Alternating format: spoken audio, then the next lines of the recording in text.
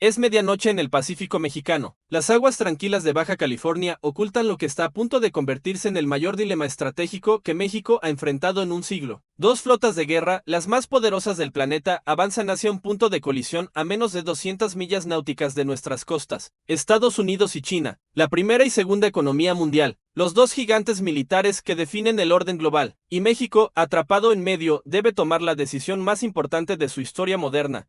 Esta no es una fantasía política, es un escenario que mantiene despiertos a los estrategas del Pentágono, de Zetongnanay y del Estado Mayor Presidencial mexicano, porque en el siglo XXI las guerras ya no se libran en campos de batalla remotos, se libran en rutas comerciales, en zonas económicas exclusivas, en aguas que México consideraba seguras hace apenas una década. La pregunta no es si este escenario podría ocurrir. La pregunta es, cuando ocurra, ¿estará México preparado? Las primeras señales llegaron 3 días antes. Satélites de reconocimiento mexicanos detectaron movimientos inusuales en el mar de China Meridional. El grupo de batalla del portaaviones USS Ronald Reagan cambió su rumbo, alejándose de Taiwán y dirigiéndose hacia el Pacífico Oriental. Al mismo tiempo, la flota del Mar del Norte de China activó sus sistemas de guerra electrónica y comenzó a moverse en dirección contraria. No hacia el estrecho de Taiwán, como todos esperaban, hacia el este, hacia América. En la Secretaría de Marina de México, en Ciudad de México, las luces no se apagaron durante 72 horas. El almirante Rafael Ojeda Durán, titular de la CEMAR, convocó una reunión de emergencia con los comandantes de las 3 regiones navales. La orden era clara: evaluar capacidades, preparar protocolos de contingencia y, sobre todo, mantener la neutralidad a toda costa.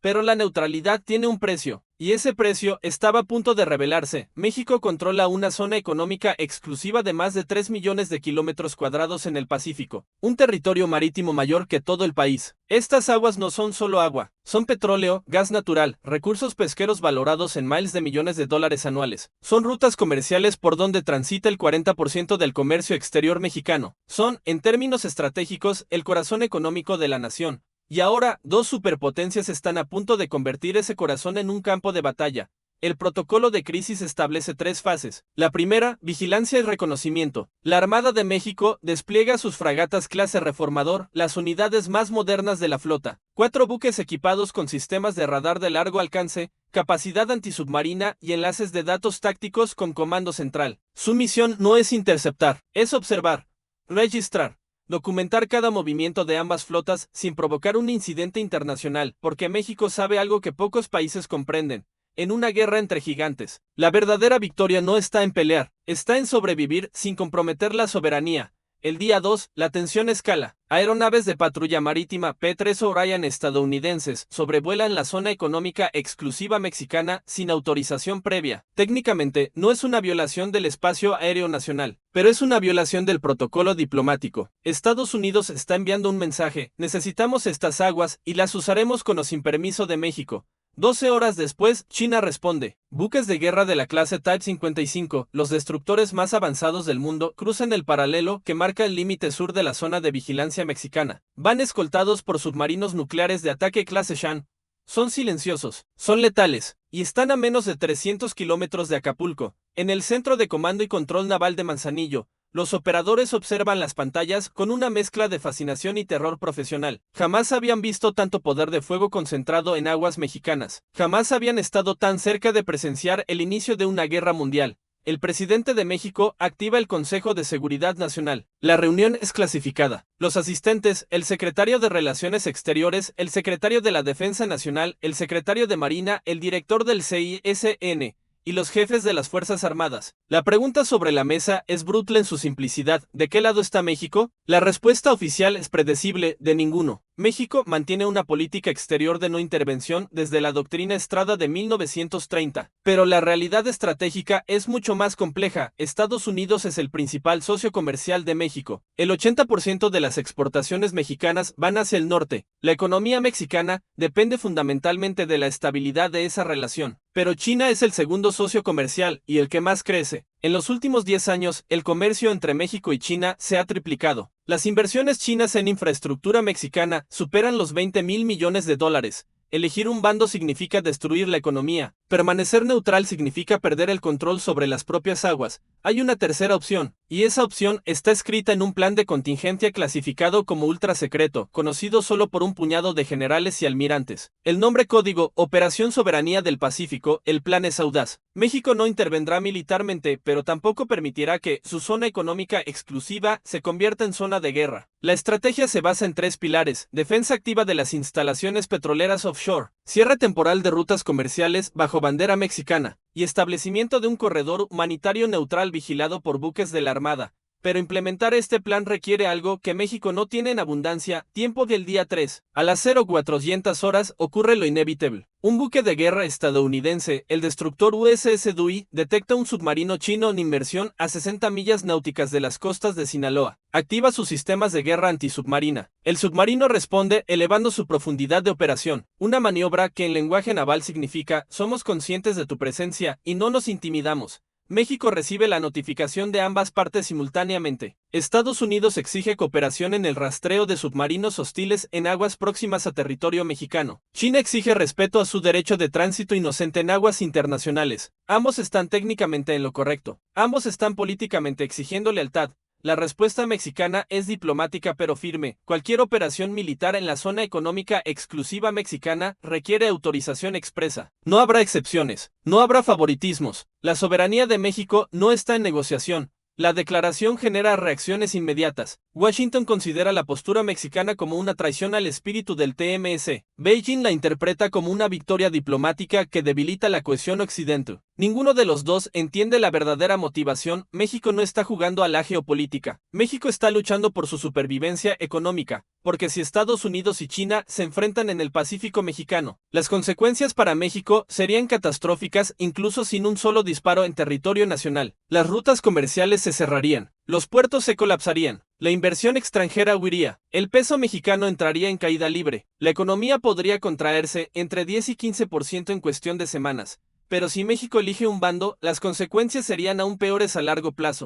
El día 4 trae una complicación adicional. Buques pesqueros chinos, decenas de ellos, comienzan a operar en aguas próximas a la zona económica exclusiva mexicana. Oficialmente son civiles. Extraoficialmente, todos los analistas de inteligencia saben que son buques de la milicia marítima china, pescadores armados que actúan como ojos y oídos de la flota de guerra. México envía patrulleras de la Armada a monitorear la situación. No pueden expulsar a los pescadores porque están en aguas internacionales, pero tampoco pueden permitir que se acerquen a las plataformas petroleras mexicanas en el Golfo de California. La situación es un equilibrio imposible de mantener. Mientras tanto, en los niveles más altos del gobierno mexicano, se debate una pregunta que nadie se atreve a pronunciar en voz alta. ¿Puede México defender militarmente sus aguas si alguna de las dos superpotencias decide ignorar su soberanía? La respuesta honesta es brutal. No. México tiene una armada profesional y capacitada, pero comparada con las flotas de Estados Unidos o China, es microscópica. La Armada de México opera aproximadamente 190 buques, pero la mayoría son patrulleras costeras. Solo cuenta con una fragata misilística verdaderamente moderna por cada 100 buques de guerra estadounidenses en un enfrentamiento directo. México no duraría 24 horas, pero la guerra moderna no se trata solo de enfrentamientos directos. Se trata de estrategia simétrica. Y ahí México tiene opciones. La primera opción, negación de área. México no puede hundir portaaviones, pero puede hacer que operar cerca de sus costas sea extremadamente costoso.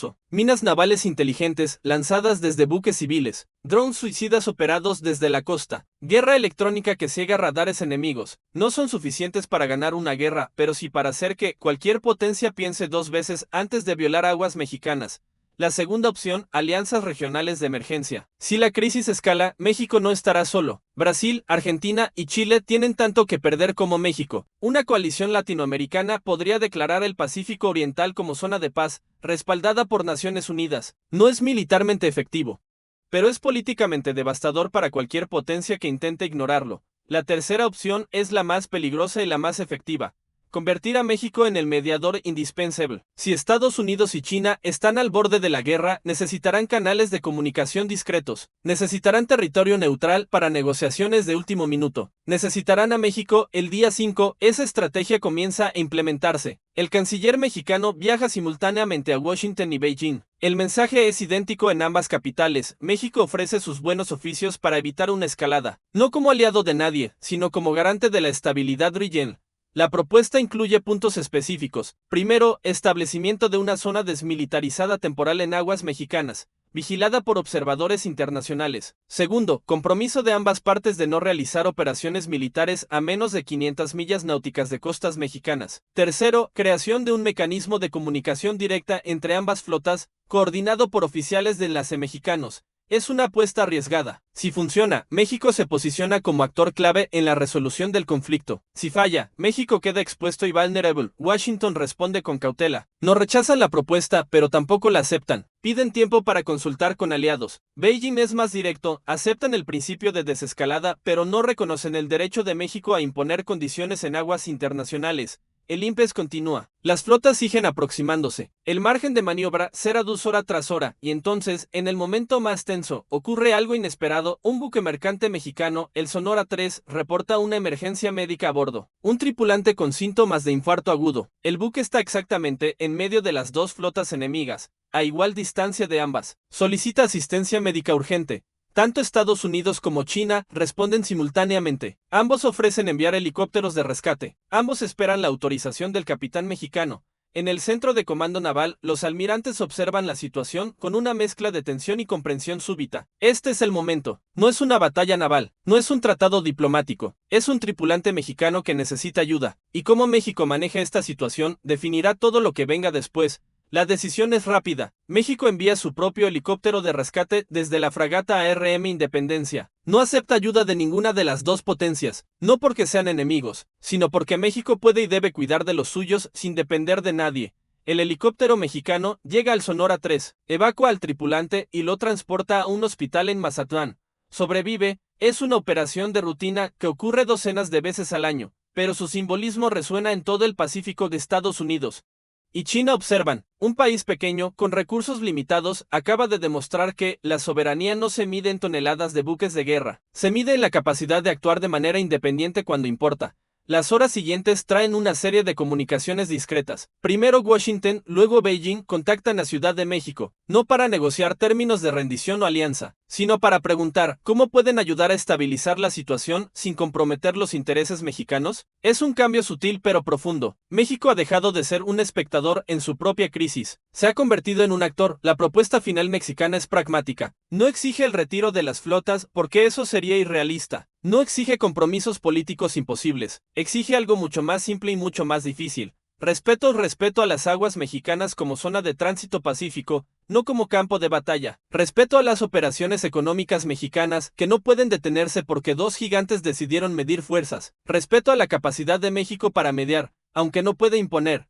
El día 7, ambas flotas comienzan a reducir su postura agresiva. No se retiran completamente, pero establecen protocolos de comunicación, coordinan rutas para evitar encuentros accidentales, aceptan observadores neutrales mexicanos en sus buques insignia. No es paz, es gestión de crisis, pero en el siglo XXI eso es lo más cercano a una victoria que un país mediano puede alcanzar. Las semanas siguientes traen normalización gradual. Las tensiones entre Estados Unidos y China no desaparecen porque sus causas fundamentales siguen intactas, pero el Pacífico mexicano deja de ser el punto de ignición. México emerge de la crisis transformado. Las inversiones en capacidades navales se triplican. La Armada recibe autorización para modernizar su flota con tecnología de punta, drones submarinos, sistemas de guerra electrónica, satélites de vigilancia marítima. No para competir con superpotencias, sino para garantizar que nunca más México sea sorprendido sin capacidad de respuesta. Parte 3. Resto del texto. La doctrina de defensa nacional se actualiza. Ya no se trata solo de proteger fronteras terrestres, se trata de proteger el espacio marítimo como activo estratégico vital. Se trata de entender que, en el mundo multipolar, la neutralidad no es pasividad, es estrategia activa. Las relaciones con Estados Unidos se mantienen sólidas, pero con nueva conciencia. México es un socio, no un vasallo. Las relaciones con China se profundizan, pero con cautela. La independencia estratégica mexicana no está en venta a ningún precio, y en los círculos de inteligencia de Washington y Beijing,